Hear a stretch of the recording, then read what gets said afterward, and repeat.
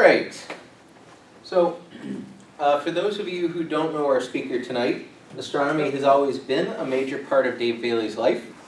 His parents met at Yerkes Observatory in Wisconsin. Dave is in the minority in the club. He is more of a theoretician than an observationalist. He doesn't own a major telescope. As an optical engineer, he has worked on several kinds of spy equipment, details classified. He has done laser isotope separation, not on uranium though. He has worked with laser weapons, both offensive and defensive, and nerve gas detectors, details not classified. Living up to his reputation as the club's resident Einstein, Dave's presentations to the club regularly expand our minds and challenge our preconceptions. They also generally use whiteboards instead of computers and come with multi-page handouts, as you have seen tonight. If you're looking for some mental exercise, get ready for this. Dave, you have the floor.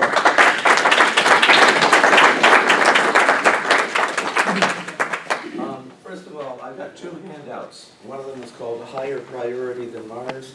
The other one has the first line says something like Planet Killers in Unstable Orbits. If you don't have both of those, then wave your hand and somebody will get you the one that you don't have. And there's a huge amount of overlap between the two handouts, but some of the stuff in the old one is not in the new one. Okay, Higher Priority Than Mars. Now the first 2/3 of the first page is just humor. I'll try, but I get it. I don't think I have a cold, but something has messed with my voice. I think I've been breathing some kind of irritating substance, so I've been coughing. All right. There's lots to be learned about near-Earth asteroids and also about comets. And comets are, to some extent, different from near-Earth asteroids, even though, in my opinion, every asteroid probably started out as a comet of one sort or another, including even Ceres. Ceres would have made a hell of a comet when it was active, but we're talking about 4 billion years ago. I presume that's the age of Ceres, more or less. So, everything in the solar system is subject to slow orbital perturbations, which I call orbital creep. How slow or how fast the creep proceeds, depending on how close the orbit passes to other massive objects. In case of the Earth, there essentially is no creep, because all we got is the moon. And the moon is a captive object, it's a tame mass. Moon ain't going nowhere, because the only thing that perturbs its orbit is the Earth itself, pretty much. If there is a near-Earth asteroid's orbit that comes close to the Earth's orbit, then you call it a near-Earth asteroid. That's a definition of a near-Earth asteroid. Like, here's the Earth's orbit, and here's the near-Earth orbit. If there should be a perturbation that makes the orbits actually coincide at this point, then we got trouble. It's okay as long as the Earth and the asteroid never get there simultaneously. But if they do, we could lose a good portion of the Earth. And these objects vary in size and mass. Some might pack a punch like the KT asteroid which killed off the dinosaurs. Some would be smaller, maybe only devastated an entire continent, such as maybe all of South America. Smaller than that would be nation killers, which would merely remove a single seat from the General Assembly, such as maybe Taiwan or Israel. Smaller yet would be killers, city killers, which might remove Cape Town or Paris. It's risky to just cross our fingers and say that no city killer would ever dare to actually hit a city. It has already happened at Chelyabinsk in western Siberia. I did some approximately calculation, and what would happen if instead of coming down at a 7-degree angle below the horizontal, what if it came down at 90 degrees from the horizontal? And I what I got was, this is very approximate. I'm not an atmospheric physicist, really. Instead of the object breaking up at 23.3 kilometers altitude, it would get down to 8.4 kilometers altitude before it broke up. And the blast wave at ground level would have been 7.7 times stronger. And my conclusion is that would have done more than just break some glass. Super KT objects also exist. They're much more rare. I know of one which would strike with about 30 times the energy as the KT that killed the dinosaurs.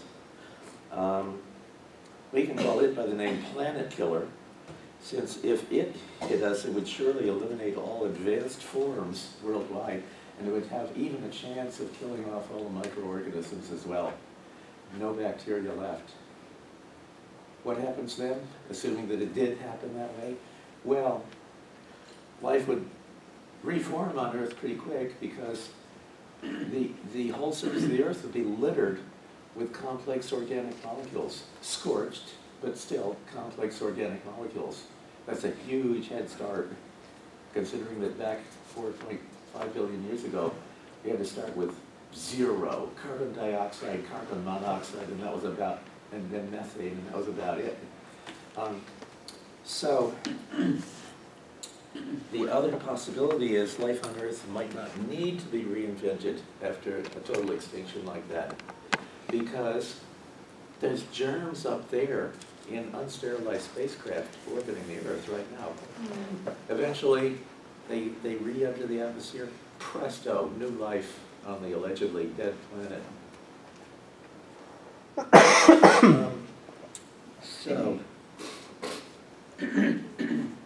if we want to save the Earth from being destroyed in a collision, then we need to learn as much as we can about near-Earth asteroids, which I say NEAs, near-Earth asteroids.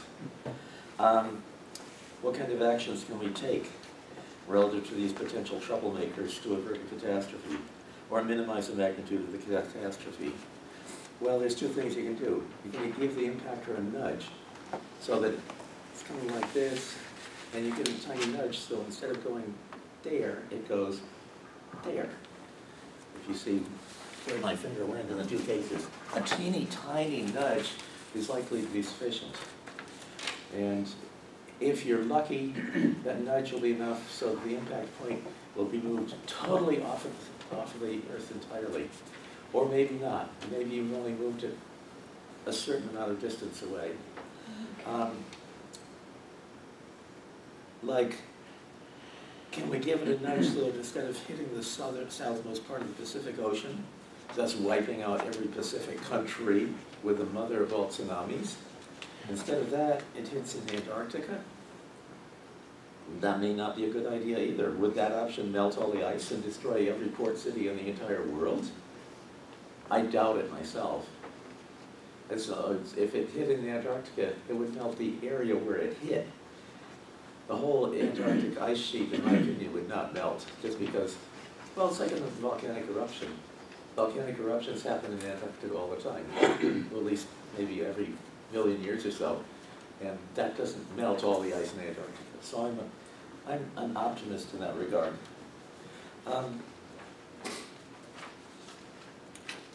If we tried to move the entire population away from the impact area, let's suppose it's going to hit Europe, Eurasia. We want to move the entire population to Australia, say. It can't be done.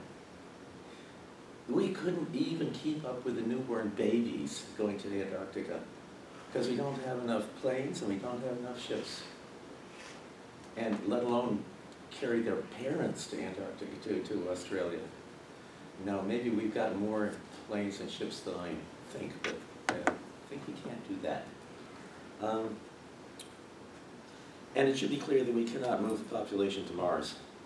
If we had a very, very long warning about the arrival of Planet Killer, maybe we could move 100,000 people to Mars, leaving all the rest, like 10 billion people by then, all the rest of the 10 billion are on the Earth and they will die. What about the 100,000 that go to Mars? Well, they're going to try to terraform Mars. Mars is too big. They're going to die on Mars before they can get it terraformed. So in this case, I'm not always an optimist. So that's the nudge. And we need to learn how to do the nudge, probably with nuclear bombs. Now, if the impactor is small, like the size of this room, I don't think you need a nuke. You can give it a pretty good nudge without using a nuke. But if it's the size of this building, even this complex of buildings here, maybe a nuke is the best bet. We can think about that later. The other thing you can do is shatter the impactor. And people say, oh, can't do that, can't do that. It'll hit everywhere in the world. Well, no, it won't. For one thing, it'll only hit over the side, over half of the world. The other side is shadowed by, and most part, only hits one side of the Earth. But the other is, in my opinion, if you shatter it and it strikes in a bunch of different places, it's probably better than having the whole thing hit the Earth, as opposed to having most of it miss and then some of the fragments hitting the Earth. Because I'm an optimist there again. So that's shatter and move at the same time. Well, yeah. How are you going to shatter but not move, and vice versa? Well, if you hit it straight on, then it'll break into a bunch of pieces, Yeah. which will still be gravitationally bound together, Yeah. and the whole thing still hits you, except it's a bunch of pieces instead of a Well, you try geologically to, you try stable. to avoid that. And I'll talk about this a little later when we're talking about the moon. Just to give you an idea, we're going to need to do some testing in a vacuum of methods of dealing with intruder objects. And the easiest way to do testing in a vacuum of this kind of weaponry is do it on the moon. And I would like to monitor the retroreflectors on the moon with lasers, see if we can see after we set off this bomb on the moon, see if the moon actually moved. Could happen. In my opinion, you can get like 1 centimeter accuracy. And so you'd be able to see if, for example, the libration of the moon, the moon goes like this over a period of months and so on. If that changes, that would indicate that something interfered with the libration. Or maybe the moon's orbit actually goes a little closer to the Earth, maybe a few centimeters closer to the Earth. We'd see that too. And we could say, we moved the moon. And of course, amateur astronomers can't detect that because they don't have lasers. Yeah? What size nuke are you talking Oh, 100 megaton. about? You might want 100 more. megaton. You might Well, want that's twice the size of the biggest ones at all. That's right. Well, why didn't the Russians do a bigger one? Because they were afraid they'd make a big mess. Well, Because they're doing it on their own They blew already a territory. hole in the stratosphere Yeah, with the yeah, 50. yeah. But notice that detonation didn't even shatter the island where they did the test. Yeah, that's right. So big islands, at least, are stronger than you think. Hey Dave, Yeah. would the spin of an asteroid affect the effectiveness of a bomb We will going talk off? about that. Ah, In fact, we'll do a demonstration here with our resident juggler. If you want, we can do that now. Okay. Okay, this thing, I put a rubber band around it so it won't fly open when he puts it in the air. This thing is what you call a triaxial object. It can spin around this axis. That's a stable spin. It can spin around this axis. That's a stable spin. If you try to spin it around this axis, then funny things happen. Want to come up here? Sure. And watch, I picked this one out because it's got a big black patch. Everything else on it is white. Okay, so first stable. Yep. Yep. Those are both nice and stable. You can So- reject them. And this I time, can do a single one sometimes. yeah. No, see, it's hard. Well, each time you do that, show them where the black So- one is. Like this. Yeah. No, show, Higher. oh, well, it did half of a, Yeah, I can get. yeah. The black is on top. Black is on top. Well, that one really got screwed up. Yeah, yeah. Anyway, the technical term for that is called tumbling. At least that's the term I use.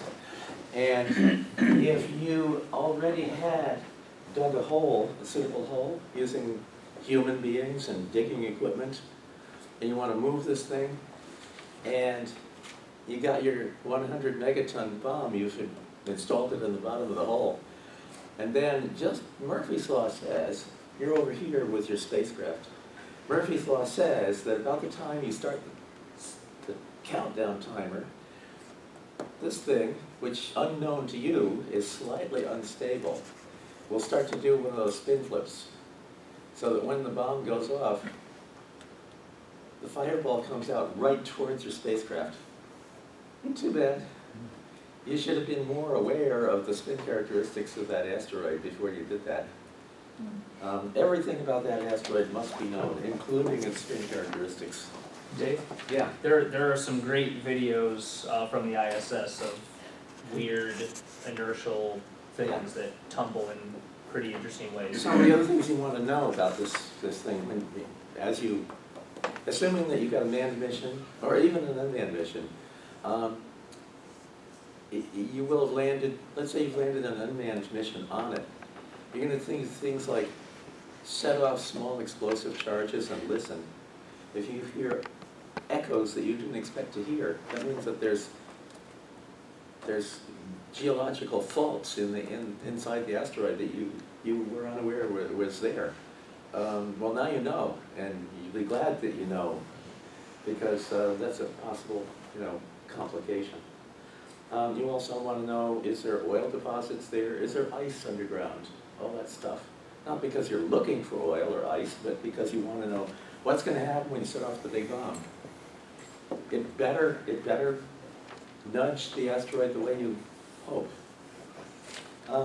Okay.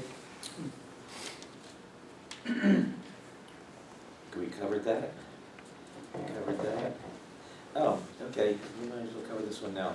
A mission to a near-Earth asteroid is a larger undertaking than an Apollo mission to the moon, mainly because it takes longer. If you look at the last page, I've got 3 missions. One of them is an Apollo mission.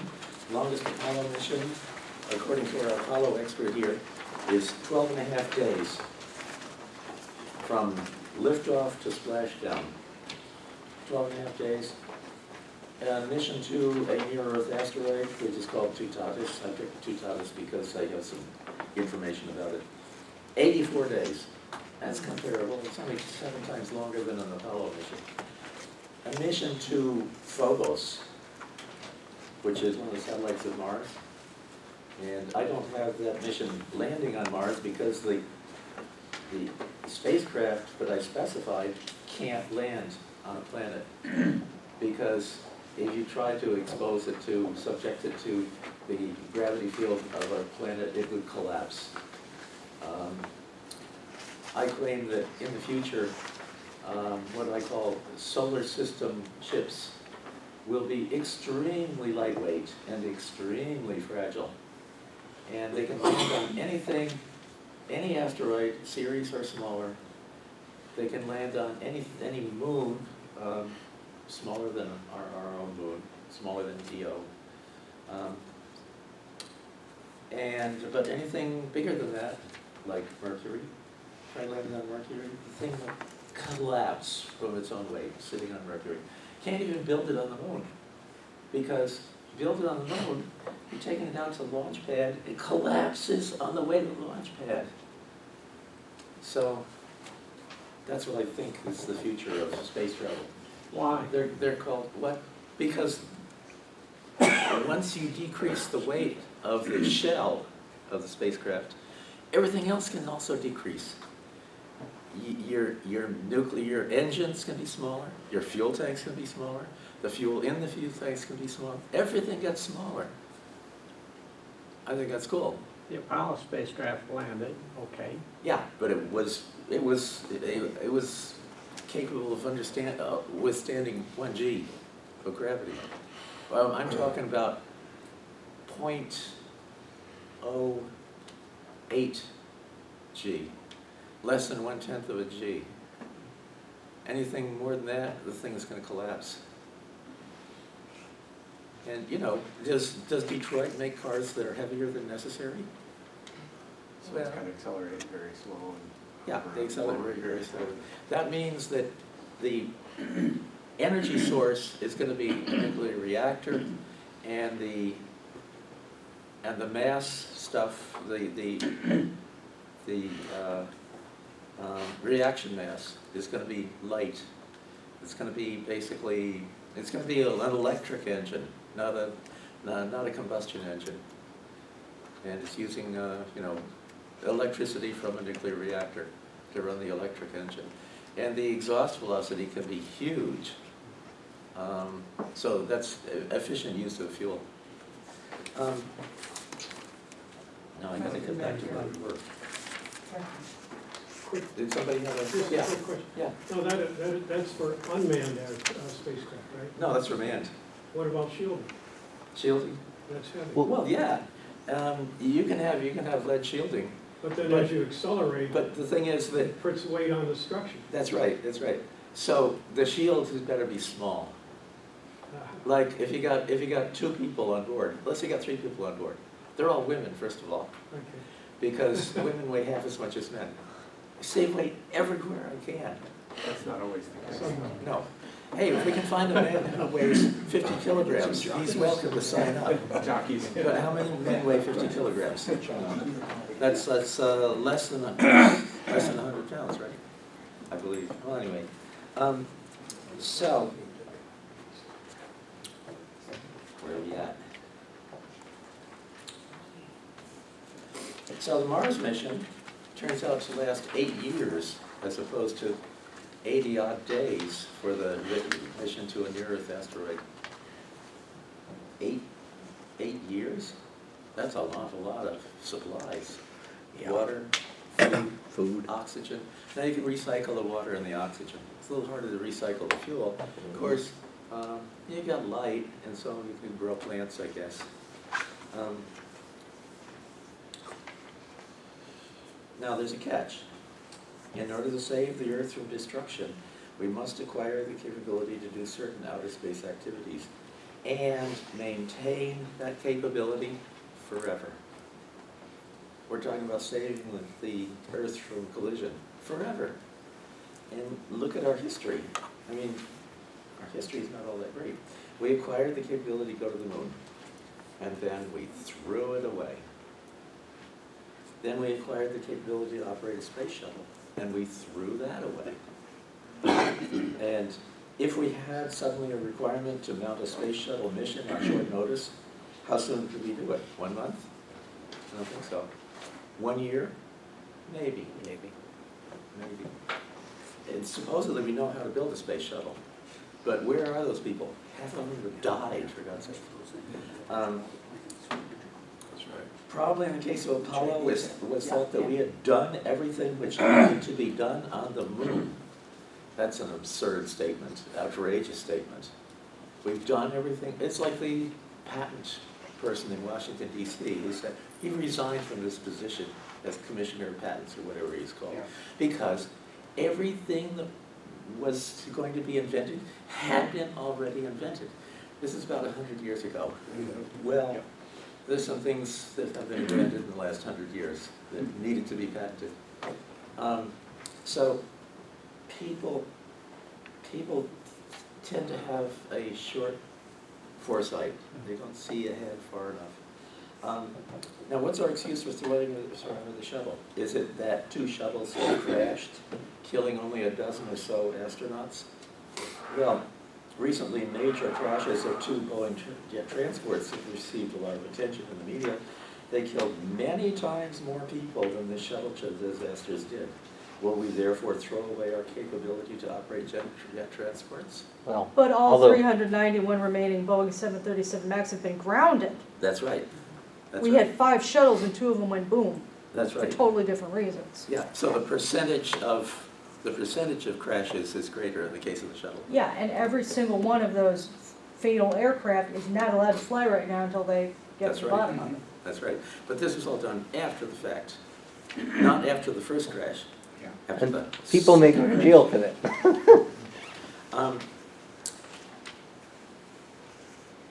So, the long run, people don't think in the long run. If you read books about the early years of the United States, you will see that our founding fathers had trouble looking farther ahead than about 20 years. They tried to look ahead, but not entirely successfully. And religions. Newly founded religions and denominations seem to thrive better if they say the world will come to an end soon. Within the lives of some of you sitting in the pews today, this Sunday. Early Christianity doubtless fell into this category. They thought that the world was going to end soon.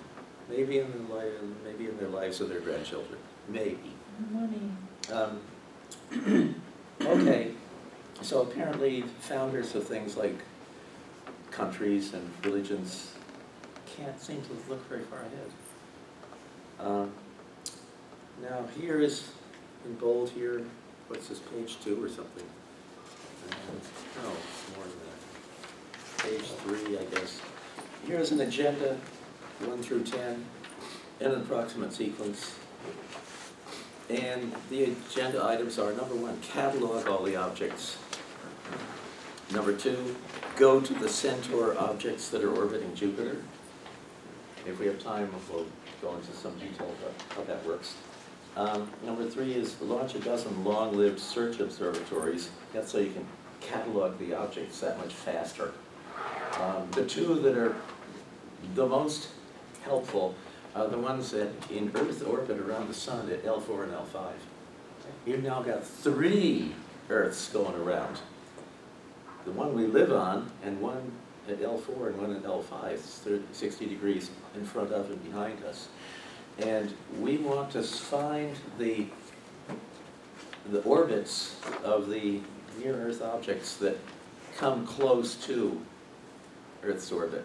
And the fact that the Earth isn't there at the time when they come, that's irrelevant, because if you got, as I said before, if you got an actual coincidence where the orbits actually touch each other, then eventually you'll have a coincidence where the Earth and the intruder can get to that point simultaneously, and then you get a problem. So you want to find those as soon as possible. Next, develop new space shuttles. The second generation space shuttle is essentially a high-tech copy of our first space shuttle. And the third generation space shuttle is nuclear powered. And people say, well, you can't do that. We haven't had a nuclear powered airplane. Well, what we're trying to do is save the entire Earth. If occasionally one of these things crashes and contaminates an area of the Earth, that's a small price to pay. And the nuclear one is going to be able to get maybe 5 times, it can lift 5 space shuttle missions all at once on one launch, because it's nuclear powered, and it's slightly bigger than the existing shuttle. And in case anybody's interested, I can get you some more information about that. And next is number 5. Build an assembly plant in low Earth orbit, LEO. In case nobody's run into that acronym, LEO is low Earth orbit. And you won't be making parts in LEO. You'll be making parts on the ground, on the Earth. But you're delivering the parts to LEO using space shuttles, and then you're assembling them in low Earth orbit. Why not make them with 3D printers in LEO? You could. But you gotta bring up the raw materials to run the printers anyway. And what are these things you're assembling? Basically, SSS objects, solar system ships, is SSS. Another acronym I've invented. Next item, number 7, learn about the different types of objects. And we do that both by high-speed flyby probes, which, like, here's the intruder, and here comes the flyby probe. It's burned all of its fuel on departure from Earth. It has no fuel left. It can't slow down. As it approaches, it's like an ICBM with multiple warheads. It launches instrumentation pods, and it also launches impactors. The impactors are probably made out of bismuth, I would pick. It has to be high atomic weight material, because you don't want a lot of alien atoms there, because you're going to do spectroscopy on the plume, the fireball that appears when it hits. Maybe lead, maybe U-238, but I like bismuth because it's a rare element. And if you see bismuth lines in the spectrum, you say, oh, that was our impactor, ignore that. If you see lead, well, you don't know. That could be that there's a lot of lead on that asteroid. All of this sensing has to be done within about 1 or 2 seconds, because it goes by like that. And it's like the joke on the highway out west. If you blink, you'll miss the village. So then the next item is number 8, says develop space-rated chain bombs. If we have time, we'll discuss chain bombs. If we don't, read all about it in the handout. This handout, it's not in the first handout, it's in the second handout, I think. And then 9 and 10 is learn how to steer the objects when appropriate, nudging. Number 10, learn how to shatter the objects when appropriate. Sometimes you want to shatter it. An example is, it looks like from our best estimate, it's going to hit the island of Oahu. And it's going to wipe out either Pearl Harbor or Honolulu, or maybe both. Now, you don't want to let it just come in and hit. So you got a choice of shattering it or nudging it. And the idea is, if you nudge it, then it lands somewhere in the North Pacific, and it makes the mother of all tsunamis, and it wipes out all the coastal port cities over the whole Pacific Ocean, maybe. You don't want to do that. So you'd rather shatter it. It comes down in a whole bunch of different places. There's a good chance that it will not hit any island. That's good. And it produces a lot of mini tsunamis. But those mini tsunamis are not coherent with each other. They're incoherent sources of waves. So that's cool. No mother of all tsunamis, just a whole bunch of itty-bitty tsunamis. So there's cases where you actually want to shatter the object as opposed to nudge it. I'm assuming that you can't nudge it right off the edge of the Earth. If you can, then that's what you do. And that depends on how much warning time you got. Comment about the word priority. Some people use the word priority to mean importance, but prior does not mean importance. Prior means soon. And this morning, the first thing I did this morning was turn off my alarm clock. So that was the highest priority I did of everything today. Was it the most important thing I did? No. But it was the highest priority thing because I did it first. So sometimes I use it in one sense, and sometimes I use it in the other sense. Okay, catalog task. Says find all the objects with diameter of at least 30 meters. That's 100 feet diameter. That's big enough to do a lot of damage, but it's still pretty small. Is it big or small? Depends on your point of view. Observatories. I already mentioned that a little bit. L4 and L5, and in Leo. On the moon, at the north and south poles of the moon. In the orbit of Venus, at Venus's L4 and L5. And in Love, which is spelled L-O-V, small letter E. Low orbit around Venus, and of course everybody pronounces it in Love. That was inevitable. On the moon, at the north and south poles. Yeah, I already said that. In the orbit of Mars, at L4, L5, and on Phobos or Deimos. On Mercury, at the north and south poles. And basically on Mercury, you only put the radar antennas and the optics up in the sunlight. The drives, the electronics, the batteries, all of that is down in the shadow of the crater. And you got a screen that keeps the sun mostly off of the stuff that's supposedly, exposed to the sun. That screen has to be relocated on a schedule of what is it, twice the 88 times 2, 176. That screen has to move around in 176 days. It's not terribly demanding. Okay. The unmanned Jupiter Centaur mission. There's a whole bunch of things orbiting Jupiter, far away from Jupiter. The most distant ones have orbital periods of like a year, so that's a ways out. And they are I claim, they are Centaur objects. They're in potentially unstable orbits. They probably have history like Centaurs. They probably have the geochemistry of Centaurs, and so on. And why do you want to go to Jupiter? To look at them? And because of what the bank robber said. They asked him, why did you go to the bank and rob the bank? He said, because that's where the money is. And there's a whole bunch of things orbiting Jupiter, sometimes direct, some a little retrograde. And you can, with an unmanned probe, you can inspect dozens of them. You can land on some of them. And using these lightweight spacecraft.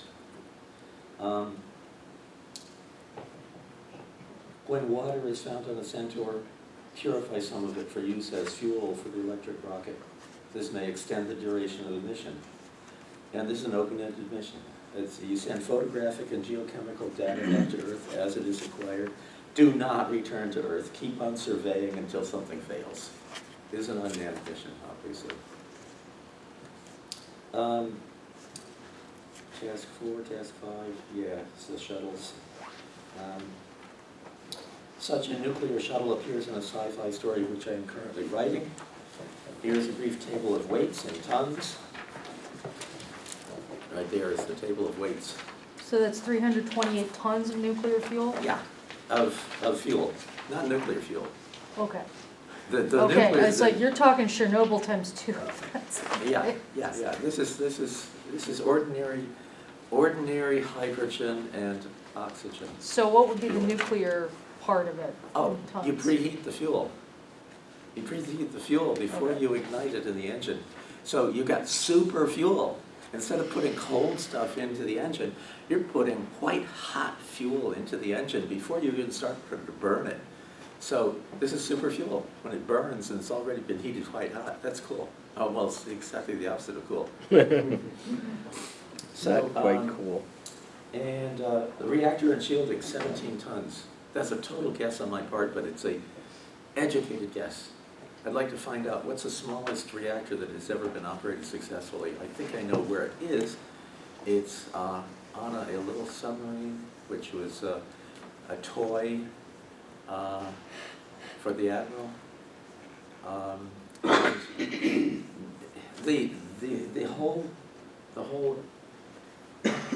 The cross section of this was like maybe as high as the floor to ceiling and that much width.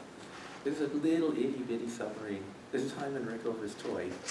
And Hyman Rickover was notorious for talking the Congress into funding whatever he wanted.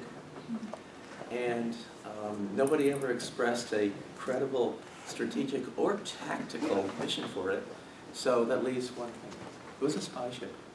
And I don't think the Russians were fools. They knew a spy ship when they saw it.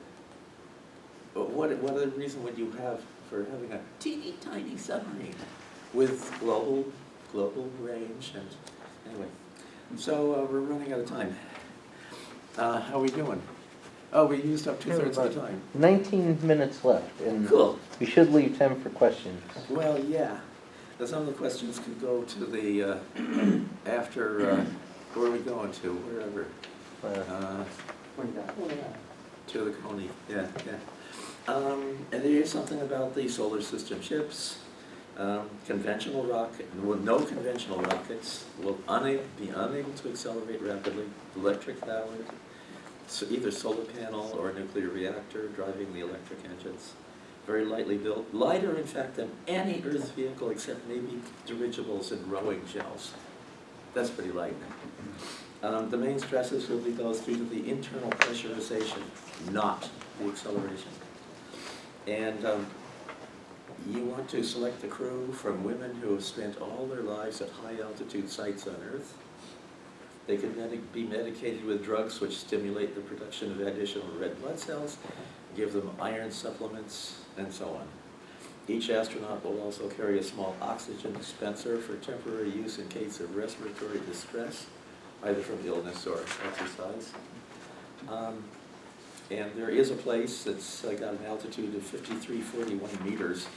It's the highest, quote, developed place that I know of that showed on my map.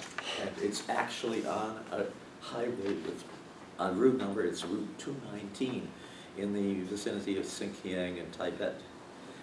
And so far as I know, people can pass through that area without using oxygen. Interesting. So if we can find women who have lived all their life in that area, cool. That means we can give them a small amount of oxygen. And that in turn means you would save a tiny, tiny bit in terms of having the weight of that air, that artificial air is less. But that's a tiny effect. The big effect is the pressurization of the hull. It's low pressure stuff.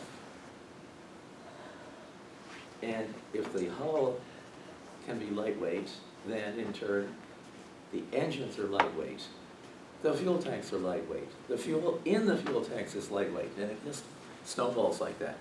And I did the calculation and said, your hull can weigh 22% of what you originally thought was necessary to avoid it bursting.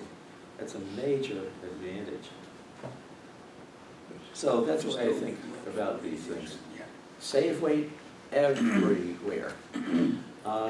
Eliminate the pilot seats. Pretend it's an unmanned mission. Let the computer run it. If you need to overrule a computer, you're in zero gravity. You don't need to sit down. Sitting down is something men do when they kind of control things. It gives them a sense of power. Women can do all this stuff in zero G. There were no seats on the lunar lander. Yes, indeed. Part of the shock absorbing was. They were no dummies. Was the men's legs.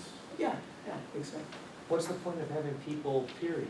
Well, the problem is that you send out two unmanned missions. First one is the one with the impactors and the fast spectroscopy. Second one, you saved enough fuel so that it can actually make a soft landing there, and then it does geology.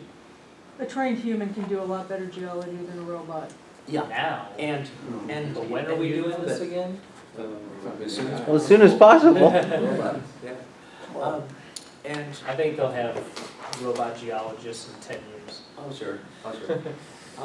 And you know inevitably some of the data from the robot probes is going to be unbelievable, and people will say, I got to go there and see it for myself. Well, so then you need a manned mission. And there's two kinds of manned missions. One is just basically to get human eyes onto the surface of the object. The other one is to get a big work crew with digging equipment. Because basically what you're going to do is you're going to dig a big hole, and you're going to put a big nuke down the bottom of the hole, and then you're going to pile all of your overburden on top. It's the spoil from the digging process. You're going to pile it on top. And the reason why you do that is because if you set off a nuke there, you get a fireball. And any part of that fireball that can see the sky will just expand into space, carrying a lot of energy with it, but essentially no momentum. And if you're trying to move an asteroid, momentum is the name of the game, and energy is totally irrelevant unless your intention is to shatter the object, which maybe sometimes it is, but most of the time you're going to want to nudge it, and that means you want momentum transfer.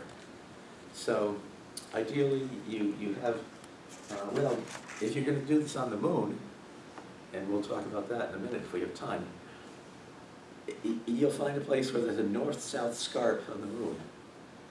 And you're going to dig in horizontal like this, dig in fairly far. and then explode your big nuke there, and it bursts upwards, and it launches a lot of massive rock up into space.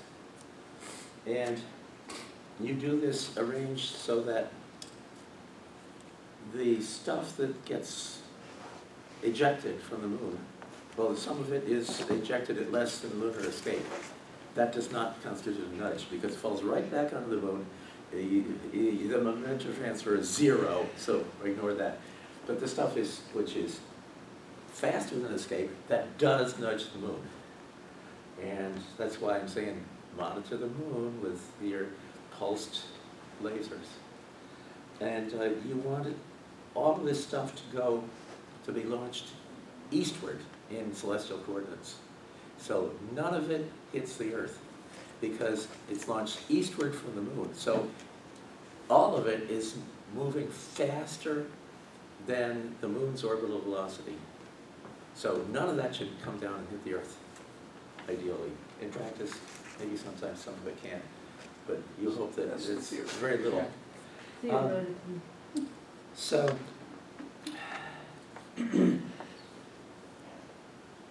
Okay. all right. Yeah.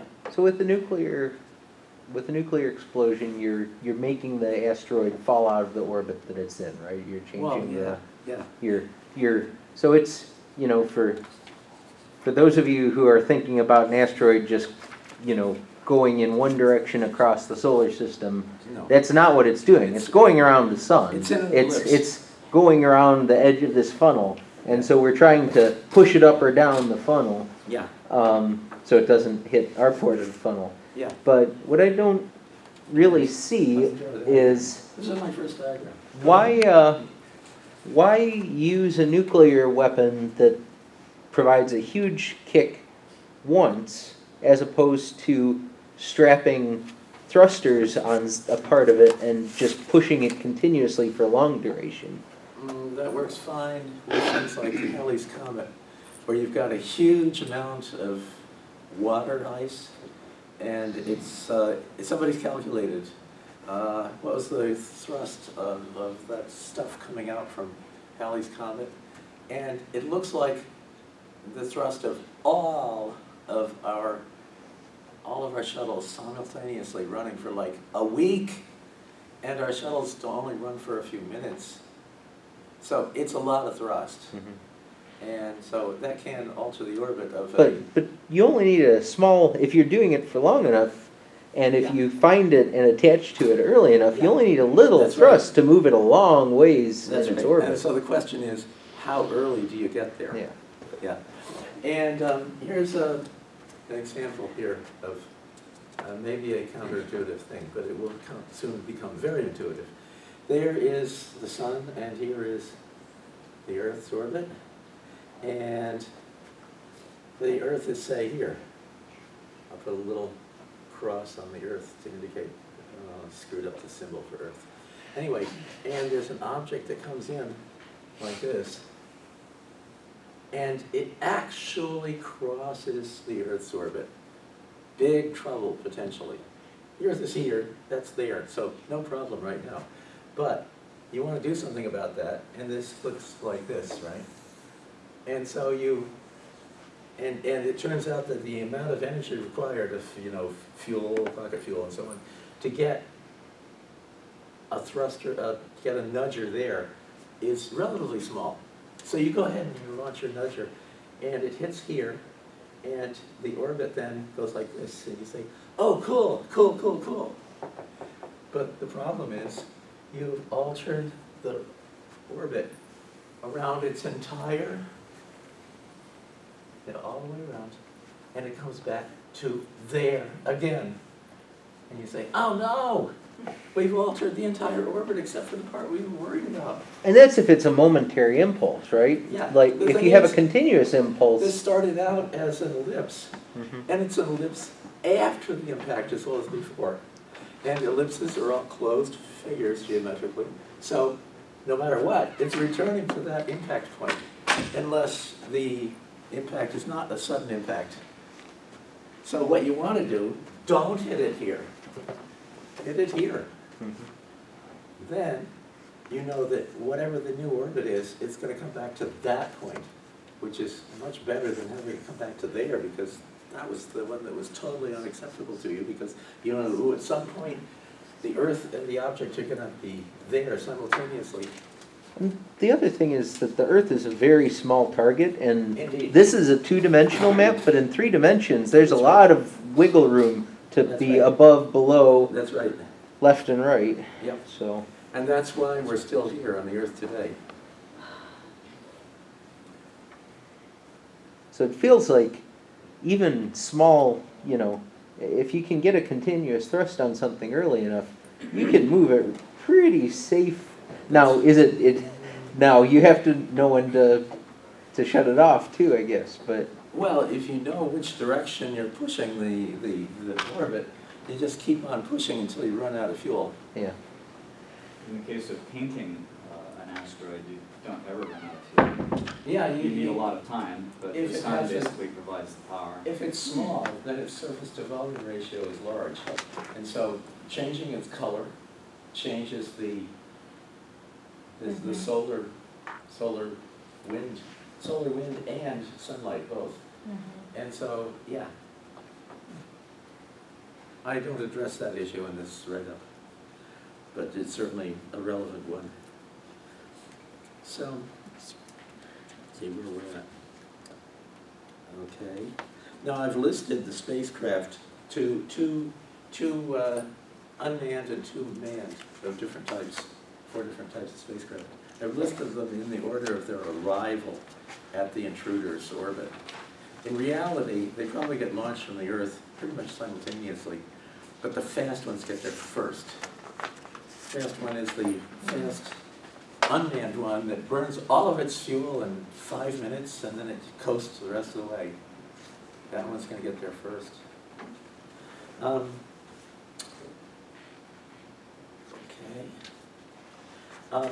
Note that I have not allowed for any decision-making time, no debates in Congress, no veto votes in the Security Council, and that is because the program is pre-funded and pre-authorized. Any SSS vehicle anywhere in the solar system can be seized by the NEA authority, quickly loaded up and dispatched to where it's needed.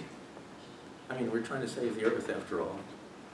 So the NEA authority has priority, to use that term, over all SSS vehicles anywhere in the solar system. The agency which previously operated the SSS will be reimbursed afterward, if there are any live people left on Earth, that is. Note that also I have not allowed for any development time. That very fast unmanned probe has already been built and is standing by just like a Minuteman ICBM. And the unmanned geology probe is ready to go also. Not right now, I'm speaking about the future. And by the way, from time to time, somebody says that we should launch 1 or more ICBM missiles against an object threatening Earth and blow it up with nukes. Yes, we could launch the missiles, but they cannot lift their warheads even into low Earth orbit, let alone to anywhere in the entire solar system. The IC in the acronym means intercontinental, not interplanetary. So if you want to nuke an asteroid, you should design your own launcher, which could have interplanetary range. You might want to look first at the launchers of geosynchronous satellites, like communication satellites, those launchers are much more capable than ICBM launchers. ICBMs are designed mostly for long-term reliability and fast launch. And they only have enough fuel to go across one ocean and to some unfortunate place in the Soviet Union. On the other hand, the Titan was effectively an ICBM that launched the Gemini Yes, probes. yes. But how much did that weigh? And how much weight do you want to have out there at the asteroid? And yeah, you can do something with ICBMs, admittedly. The chain bomb. Anybody interested in the chain bomb? Much I think time? we're running, we have 3 minutes left. Okay, well, I'll quickly look ahead and see what has higher priority than chain bomb. We're pretty much at the, So Dave, why a shuttle as opposed to just a heavy lift vehicle, just a heavy lift rocket? basically this is cheaper, supposedly. As it turned out, the shuttle turned out not to be very much cheaper. Maybe not even any cheaper. I don't know the numbers. The number seems to be $250 million to $500 million per flight, and you get about as much as a SpaceX Falcon 9. Okay. So I don't, which is, by the way, You less don't, than 1/10 of a billion, so it's quite a bit. you don't gain much in Yeah, terms of. the reusable first stage alone, which SpaceX has now, saves you 85% per launch. So you're down to 15% of a normal launcher. The Yeah. real advantage of the shuttle was actually the size of its payload bay. Nothing before, nothing since has been capable of hauling that much. Right, but if you're not launching like a Falcon Heavy Right. or a, a Saturn V that is only delivering payload, can deliver a lot of payload. Yep. The Falcon 9 has a 5.4 meter fairing. That's pretty big Yeah. diameter. No, my design for the nuclear shuttle doesn't have any throwaway stuff. You don't throw away the big tank. The big tank only contains about 25% the volume of the shuttle tank. You don't have any solid boosters at all, That's good. and so on. Max payload is, I've got it listed as 4 times the max payload of the NASA shuttle. Anyway, total fuel at liftoff, 328 tons as opposed to 1,900 tons. So it uses way less fuel. And part of the secret of the nuclear shuttle's performance is that most of its fuel is ordinary air. It breathes air, funnels the air into the reactor, and heats up the air. You don't even add any hydrogen. And then you exhaust the white hot air out the back. That's pretty efficient. And it can fly around the world as many times as you like until you run out of food or patience. Or patience. Yeah. As you can see, That's funny. when you read this listing of table of weights, when I write sci-fi, I try not to gloss over the technical stuff. Ideally, I would like to show the reader the wiring diagram of the space drive. Now, admittedly, I've never done that, but it would be fun. If anybody's interested, I can provide some fictional details of the design, development, and operation of a nuclear space shuttle. So, we're running out of topics. I think we're just about out of minutes too. Yeah. Are there any questions? Of course. Yeah, the chain bomb, we were gonna, Oh, the change. Well, I don't know if we have, that's a big chunk of the handout, but. Well, I can tell you in a few seconds. This is something which the Brits allegedly did in the Second World War. And they wanted to attack the German U-boats in their shelters. And above the U-boat where it was docked, there was like concrete as thick as from the floor to the ceiling of this room. 20 feet, I think, some of those Yeah. submarine pens. And so the chain bomb is a whole bunch of bombs connected together. And they come down and one explodes, and then the second one goes into the hole and explodes, and the third one goes into the hole and explodes. And it makes a hole which is surprisingly deep and surprisingly narrow in less than 1 second. It just goes boom, boom, boom, boom, boom, boom. And somebody watching it says, how the hell did that happen? Because they all hit exactly, the chain keeps them, and the chain has to be kept taut. So the last bomb has this humongous parachute, Oh, Probably right, made of- drag, yeah. probably made of steel, not nylon. Did they actually do that? I don't know. Was it effective? It is claimed that it was done. I thought they had the ability to use big bombs, The real Yeah. result is effectiveness. punch through, and then We do Oh, have, well, yeah. we do have bunker busters. Bunker busters, Yeah, they yes. also used Tall Boy and, which was, I think, around 11,000, somewhere in that neighborhood. And then the 22,000-pound Grand Slam. I suspect that they had electronic guidance. He put television camera in the first bomb, and the bombardier up in the plane sees the image of the target getting bigger in front of him, and he steers by radio, steers the first bomb. It feels about And 40 meantime, years too early. The but- pilot of the plane up there is dodging, he's trying to find a cloud he can hide in. And that The Germans did that doesn't affect the bombardier, because the bombardier just sees the image of the target, They had that in World War II? supposedly. Yeah. I don't know. I'm gonna be looking into that. Germans, the Germans were. I've seen it mentioned in more than one place, for what that's worth. Alrighty. All right. Okay,